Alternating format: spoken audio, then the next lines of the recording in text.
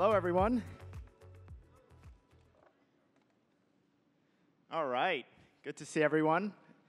I'm Jason. I'm here with Yat. Yat, you want to give a really brief introduction? We've got 15 minutes. Sure. My name is Yat. I'm chairman and co-founder of Animoca Brands. We're known as an investor in the space, but we're actually a builder-operator, known for gaming, but actually we do everything. And today we have over 540 portfolio companies.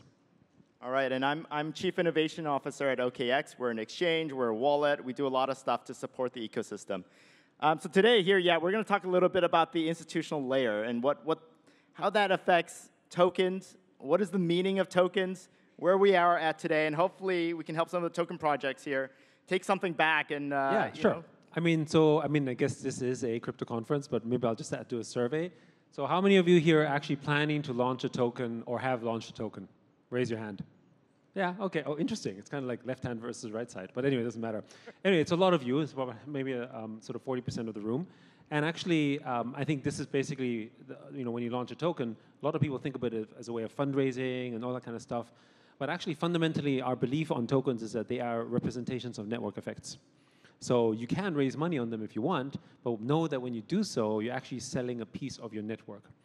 And when we describe it as a way from network effects, which is we think the most valuable thing, it's like when you, for instance, join the Ethereum network or the Solana network. Sorry, I'm in the wrong conference. In the Solana ecosystem, owning the tokens actually give you access to the network and the opportunities in the Solana ecosystem. And you're not actually in that ecosystem because you're expecting the foundation to build everything for you. You're actually here because you've got exchanges like OKX participating, or you've got builders, or you've got Star Atlas, or you've got all these other companies that are actually doing some stuff in the space. So actually the network effects inherent is why you join the ecosystem. And the stronger the network effects are, the more valuable the ecosystem becomes. Right? It's not the yield that you make from it, it's the network benefits that come from it. And so but what's happened, of course, is that these are representations of networks. Networks can be small as well. They don't all have to be big. So we're a believer that there's going to be many, many, many networks. And I think this year, with Pump.Fun and a bunch of other ones, we've basically seen the advent of millions and millions of new tokens being launched, which on one hand you could say, oh my goodness, attention dilution, my project, how it's going to sort of stand out. Or the other way to look at it is, actually, you can stand out more because if you have certain capabilities, you will stand out from essentially the masses. And my mental model of the meme coins that we see today is actually very much like chat rooms in the early days of the internet or mobile apps in 2010, 2011, right? You've got first a concentration of a few popular places, and then next thing you know, you have all sorts of chat rooms, all sorts of places, and what do? They're all about drawing your attention, right? And that's actually what tokens represent. When you talk about network effects, they're actually ways in which you can measure the value of your network effect, which is essentially a form of an attention economy. And I think, as we sort of delve deeper into this, the one thing I want to stop here with is that the institutional aspect, heralded with Bitcoin ETFs, now means that if you want to stand out, then actually you need to be able to demonstrate that your token actually is institutionally interesting. Because an institution won't buy a meme coin, but they will potentially buy your project if they believe in the long-term value. Because to me, pricing is actually the App Store. If your project has a reasonable pricing level, that's the discovery. In the App Store, we're a mobile game developer. In the early days, we used to have something called the top grossing charts, right? And the top grossing charts was actually the way in which people found which apps were popular. Why? Because you saw from that measure the value of things. Apple didn't like that because Apple didn't like the fact that the applications that were actually most popular weren't necessarily the ones that they wanted to succeed, right? So they took away the gross ranking charts. But actually what they did was they removed essentially discovery. But in crypto, the initial discovery layer is pricing. And so if you're a project that does well, you get discovered, right? And what are the projects that are the narratives are the ones that are institutional backing? Bitcoin, of course, Ethereum, Solana, and Ton, right? And actually, now with Mocha, we have a similar one in that area because institutions can back it because they can understand it. And maybe the closing thought is that if you're able to pitch to institutions, that's how you stand out. Institutions are only going to invest in things that they understand, and they basically can take a long-term view on this one. So I think that's something that wasn't the case a year ago, but now basically is absolutely important. And at OKX, we obviously work a lot with institutions globally. We did a survey with The Economist magazine, just came out earlier this month, and it turns out that actually, you wrote a piece recently too in Cointelegraph that highlighted how few institutions have already come into the market. It's low single-digit percentage. Exactly. They're all still on the sidelines. Our survey with The Economist found that over the next 3 years, 60% of institutions are going to deploy capital into these markets. And so any advice for these projects as they talk to institutions, how do you get their interest in the first place? Well, so I think the parallels are very similar to actually the markets at large, right? But except that with tokens, they're connected into one. So when you think about sort of a startup in the traditional pre-token world, right, pre-Web3 world, you build a startup, you raise money from VCs, and then actually what happens is that they develop it up to a point, and then maybe you get to a point where the company might be able to go public. And so what we now have as a public narrative is actually a token launch. And that accelerates much faster. So the entrepreneur that needed to be able to navigate a sort of product company now has to also manage a kind of public company, right? And that's not necessarily everyone's skill. So often you have founders who were building the company, then when they go public, someone else comes in and runs this. And basically when you launch a token, actually it happens pretty much, sometimes even before the product is even launched. So there are some differences around how to do that. So that means it's not just the roadmap. It's basically whether you are able to sort of project your plan, explain your story. Obviously you have to be doxed, right? Depending what kind of project you're running. So all these things become relevant. But I think that's the opportunity because that's how you stand out, right? So the capability is to stand out because you're able to communicate to them. And by the way, institutions are not just they're all over the world, right? And because of Bitcoin ETFs, we now have, the reason why we think it's an opportunity is also now people are in it. Right? You have about $50 or $60 billion in the Bitcoin ETFs. And so the next wave of them thinking, okay, great, I've got this sort of macro asset. It's like buying gold, right? It's like an index to the whole space. But now I kind of want to sort of go into certain other narratives that I might understand better. And whatever project you have, whether it's deepen, whether it's gaming, whether it's entertainment, culture, identity, it doesn't really matter.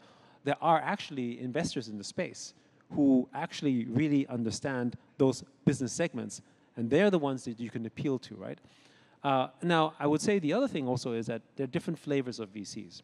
So at Animoca, and I think, OKX, we have obviously a early stage VC fund as well, right? That's out of our balance sheet.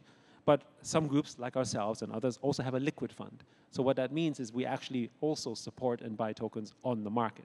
That's not true for every VC. And I think, it's worth sort of discussing a little bit the narratives around where people are saying, oh, VC-backed projects are not good because they basically dump on retail. But it depends what kind of VC, just to be clear, right? Because some VCs, and it's not because they're negative about it, it's because their mandate, they're running funds from third parties. It's not their money. So the mandate is essentially after 3 or 5 years, they have to make a return, right? That's normal. So they are forced to sell the token. It's not that they necessarily want to. But then there's some institutions where they invest out of balance sheet or so, they actually invest from their, they can invest in liquid tokens. So that means that when you think about raising capital, depending how much you're raising, right, which stage you're raising, you have to look at also saying, well, do you have the capacity to be a liquid investor? Do you have a team that can do that? Or is your participation in your project going to sort of bring liquid funds into your company as well, right? So there's this value add. And of course, from an attention standpoint, when you are a consumer, you want to also be able to see who has done the homework about the project. And we always say, DYOR, right? Do your own research. But the problem is that when you have millions of tokens in the space, it gets harder and harder to be able to do that research. And so you'll find more and more that these institutions, as they enter the space, as we do in the traditional markets, they will start posting their research and posting their publications and explaining why they have a thesis, which will become more helpful. That part is still lacking in Web3. You only have a few research outlets, but you'll find them doing that more and more. Pantera doing it with Ton recently, for instance, and other institutions like that.